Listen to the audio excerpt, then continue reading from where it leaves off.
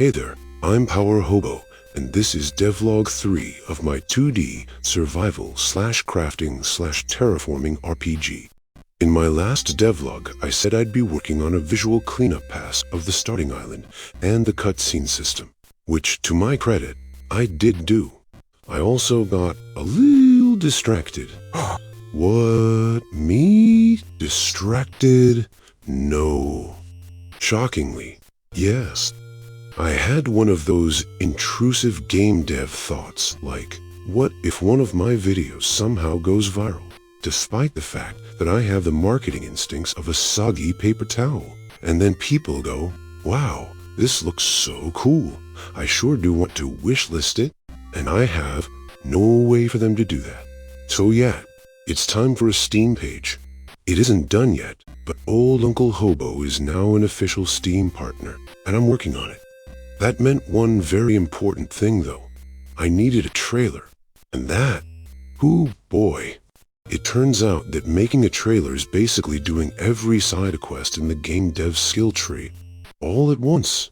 I spent time in Sprite making new visual effects, new tile sets, supplemental tile sets for the old ones, and even creating some non-human NPC sprites. I made new animations, I built test environments, I learned more about shaders, about particle systems, and finally dove deep into the universal render pipeline's post-processing capabilities. So while it feels like I've just been making the trailer, I've really gotten a lot done that will benefit the actual game itself. The best part for me? Everything in the trailer is 100% in-engine, no After Effects trickery. And since I'm doing this on a 2015 Dell Latitude that honestly belongs in a museum somewhere, I can safely assume that these visuals will run just fine at launch. Let's get back to development though. Unity has the bones for cutscenes built in through Playable directors, which I didn't even know existed.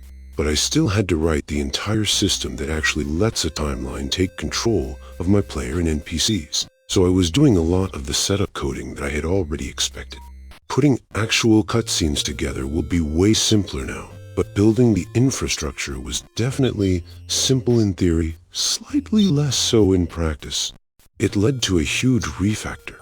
I ripped all of the movement logic out of the player controller and the partial logic I'd stuffed into the NPC controller, and centralize it in a new static movement script.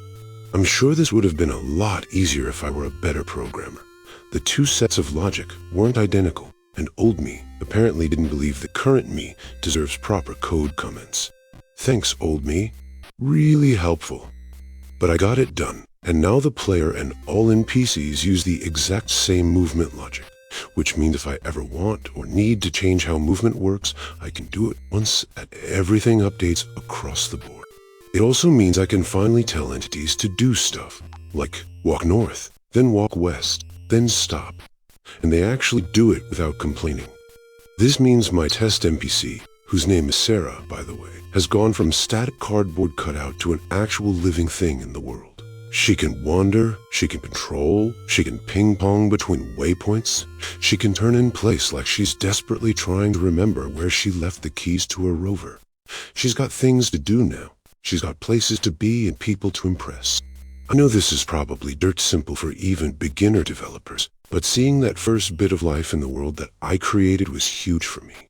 It did highlight one glaring flaw though. Sarah was stupid. One rock in her way and she'd basically give up on all of her hopes and dreams. So, pathfinding time.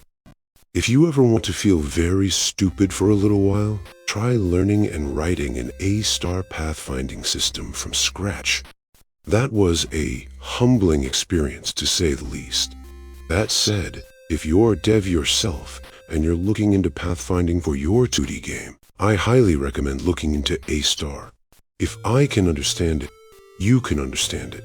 I'm probably missing more hair than I already was, but seeing Sarah walk around obstacles or step around me when I'm in her way is extremely satisfying.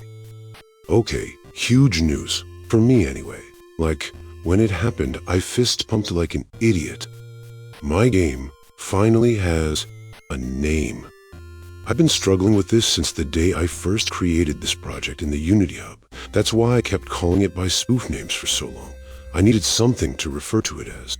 But after writing list after list after list, rejecting idea after idea, and even rejecting the existence of the word of at one point, I found it. A name that encapsulates the game, its goal, and even power Hobo games as a whole. From nothing. I'm not crying, you're crying, shut up. After a lot of bouncing back and forth with polls on the Discord and Reddit, I've even managed to lock in the title logo, and I think the Steam capsule art. At least to start. Not everything since my last devlog has been a win, though. My phone had a hardware failure and needed to be replaced. I was able to do a full backup and transfer to the new phone, which is fine, but apparently Fama Studio saves its files in such a ridiculous way that backup services think they're part of the app bundle itself, so they don't back them up, which means I lost all of my music. All of my sound effects, and all the audio work I've been building for this game since January of 2025. It sucks. It really sucks. But I'll rebuild. So yeah, a lot has happened since the last devlog. A ton of new assets, new visuals, a functioning cutscene system thanks to a fully reworked navigation system, smarter NPCs, real pathfinding, and a real name for the game. The Steam page is coming soon. The trailer is almost finished, and with every new feature, the world of From Nothing feels more alive. Next up, I'll be working on implementing the full logic for food growers and adding more structure tiers. If you'd like to stick around and watch this game evolve, you know what to do.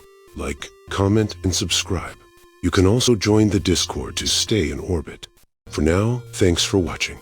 I'm Power Hobo, and I'm doing my best to build something from nothing.